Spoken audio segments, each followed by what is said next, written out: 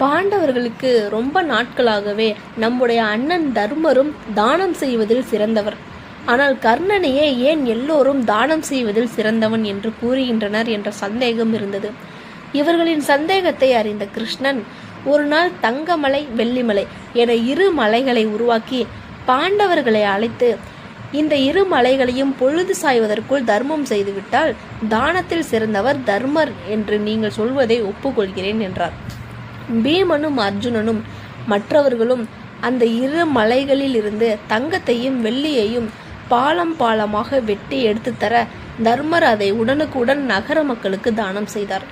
தானம் செய்ய செய்ய அவ்விரு மலைகளும் வளர்ந்து கொண்டே இருந்தன. தங்கமும் வெள்ளியும் குறையவே இல்லை. மாலை பொழுது வந்ததும், எங்களால் முடியாது கண்ணா என்று தன் தோல்வியை ஒப்புக்கொண்டார் தர்மர். உடனே கிருஷ்ணன் கர்ணனை வரவழைத்து, கர்ணா, இதோ பார், இந்த 2 மலைகளில் ஒரு மலை தங்கமலை, மற்றொன்று வெள்ளிமலை. இதை நீ பொழுது சாய்வதற்குள் தானம் செய்ய வேண்டும். பொழுது சாய இன்னும் 1 நாழிகை பொழுதே உள்ளது. உன்னால் முடியுமா என்று கேட்டார். உடனே கர்ணன், இதில் யோசிக்க என்ன இருக்கிறது, இப்போதே செய்து காட்டுகிறேன் என்று கூறி அங்கிருந்த 2 அழைத்து, நீங்கள் 2 ஆளுக்கொரு மலையாக இவற்றை எடுத்துக்கொள்ளுங்கள் என்று கூறி தனது தர்மத்தை முடித்துவிட்டு கிளம்பினான். பாண்டவர்கள் அசந்து போயினர். அவர்களை ஒரு அர்த்த பார்வையுடன் பார்த்து சிரித்தார் கிருஷ்ணன். தர்மருக்கும் பரந்த மனசுதான், அதை யாரும் மறுக்க முடியாது.